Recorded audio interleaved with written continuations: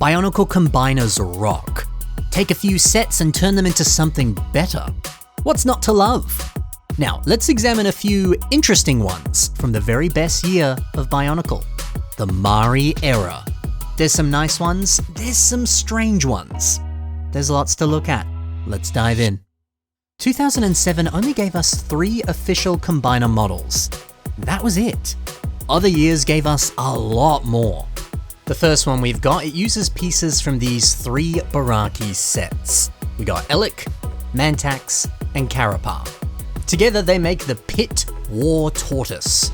The instructions for this model give you a bit of a paragraph that tells you a little bit about the animal. It says the following.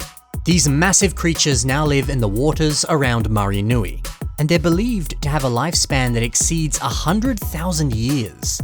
They've been recruited by Carapar into his undersea army, and the most fierce, they serve as his personal steed. So, the build is interesting. They certainly nailed the shape. The larger rounded belly, the harder shell. It does feel pretty suitable for a tortoise. Lovely to see some of Mantax's shoulder armor elements up top forming the shell, and then Carapar armor and Mantax's head below. Look at the flow between those 2 elements. The shaping is surprisingly good. Kinda sucks that this is on the bottom of the creation. I wish you could actually see this a little more easily. It's really nice. But the weirdest thing about this, the legs. As you can see from the official imagery, you're expected to place the feet at a very strange angle, making him a bit like pigeon-toed. An element of this comes down to the pieces that you use. Just the way that they're made, the legs and the feet have to rest at this awkward angle. Although, funnily enough, if you fully extend the legs, I think it looks way better. I guess that doing this makes it look a little bit less like a tortoise, because, their bodies rest a lot closer to the ground. Their feet are a little bit more stubby. This doesn't match as well. But, come on, this is like a freaky, weird tortoise with cannons on its back. I think you can do whatever the heck you want, and it really doesn't matter. The mouth is certainly more stylized for a tortoise. Although, if I'm honest, I feel like with the colors, the textures, the shape, it almost looks a little bit more like a cane toad or some sort of bullfrog. Especially those colors. Look, they're actually quite a close match. Maybe this is some freaky mix of a toad and a tortoise. A toadtus, if you will. But yeah, while we're talking about those colors, it does feel vaguely amphibious and fitting for an underwater creature. Sure, I guess they work, but they also feel a bit messy, a bit all over the place. I don't know, I'm not sure I like them that much. All in all, the design is fun, but I feel the same way I did about the combiner sets when I was a kid. Yes, they're cool. Yeah, it's a bit of fun to take apart the sets and make these instead, but I far prefer the original sets. I'd rather just build those and play with the sets, I don't feel as much of an incentive to take the sets apart and make this. It's just, okay. But don't worry, I don't feel that way about the next one. This is incredible. To make this, you'll need pieces from Kalmar, Prydac, and Takodox. The end result, when you combine them together, it's the Zyglac. The instructions have this to say about the creature. The Zyglac are a reptilian race, accidentally created by the Great Beings.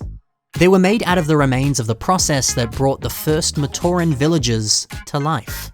The Great Beings were seeking to create intelligent organisms called Krana, but they found that some of the material they used turned into Zyglac instead.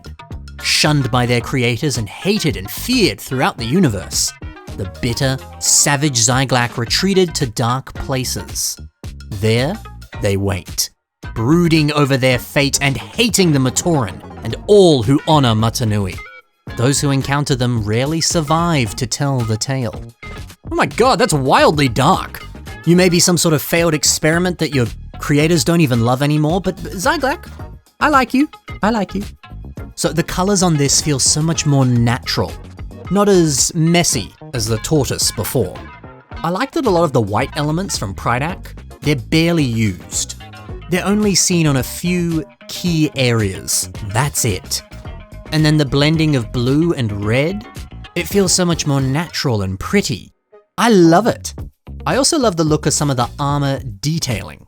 Yeah, the armor plating all along the back and the neck. That's magnificent.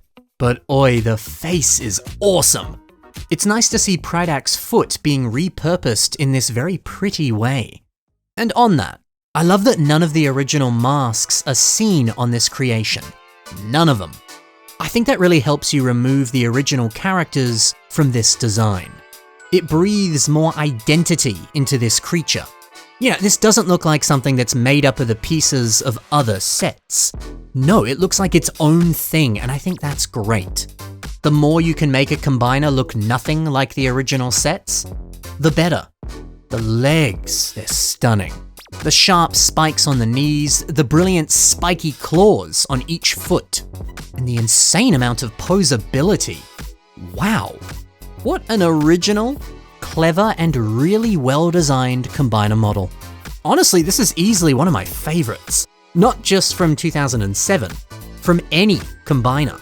It's just so clean, so cool. I finally get the hype for the Zyglac.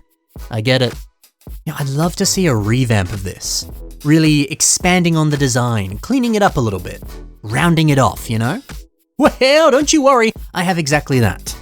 Ibuki00 takes this and adds his own personal touch. It looks so good. Check out the really nicely shaped armor. Very few gaps, a really clean presentation. The redesigned head, super cool. Replacing those silver weapons with the red dragon head that came on this old LEGO Vikings set. Nice. I really liked that original design, especially the way that it could kind of split open. But this is good. And then the introduction of even more orange. What an unexpected joy. That looks so good. It's also cool to see this Krana right there in the middle of the torso. I guess it's a little bit dark, but fitting to include a Krana because, you know, that ties into the backstory, right? Ah, this looks great. Alrighty, the last Mari combiner. This is made using 4 sets, not 3. You need 2 Baraki, you need Karapar and Mantax, and 2 Toa, Motoro and Nuparu. The end result? It's the Manutri. Yeah, you know, nothing says an underwater creature like a bird. So, some lore about this creature. The Manutri are flightless birds who spend some of their time in the ice ring around Voyanui. But most of the rest of the time they're diving for prey into the cold sea. Altered and trained by Karzani, they've been turned into a fighting force. He's outfitted these birds with squid launchers and Kordak blasters, scavenged from the Baraki weapon caves, and now he plans to unleash this threat against the Toa, and also the Baraki. Yeah, alright, I guess they're meant to be penguins, so okay, I take back what I said. It fits into the underwater context of this wave of sets very well. But the design is wild. A big-headed, crazy-looking bird with massive guns strapped onto its wings. And yeah, a squid launcher just directly coming out of his back. Look, I guess if Karzani was experimenting on these living creatures, this craziness is appropriate. It is nice to see these Nuparu shield pieces being converted into wings. Although if you want to pose them, it's a bit difficult. They get a little top heavy because there is a bit of a big weight on the edges, so they don't really stay in the positions that you want them to stay in. Well, over long periods of time. You can pose them to some degree. But when you do, the cannons just go right into his face. Unfortunately, posing this is quite awkward. And unfortunately, you can say the same for the legs. The way it's made, these armor pieces butt up right against the torso. It makes leg movement essentially impossible. If you really push, you can kind of get the legs to move and pose. But doing so, I feel like I'm gonna break the pieces. I just don't want to do that, you know? Yeah, it's a bit of a shame. But the head is pretty cool. Mantax's silver claw and a Baraki fang. It makes for an excellent beak. Even the elements up top for a bit of hair or feathers. Nice. I mean, you know, even the colors. It looks like a penguin. It's on point. Although, these exposed ball joints on the sides of the torso, it doesn't look that good. But overall the concept is fun, it's silly. I dig this design. So only getting 3 combiners out of the best era of Bionicle, it is a shame. It would have been nice to see more. Oh, and it would have been so nice to see an official combo model for these 3 titans. Can you imagine? Hey, no reason you can't make one yourself. Might be something to think about. So, what do you think of these 3 awesome combiner models? Do you like them? Do you hate them? Let me know in the comments below. Thanks for watching everyone, happy building, and bye for now.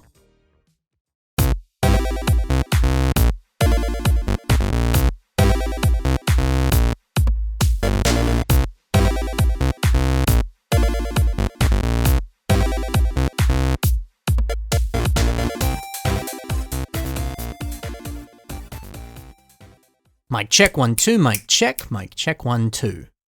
All right.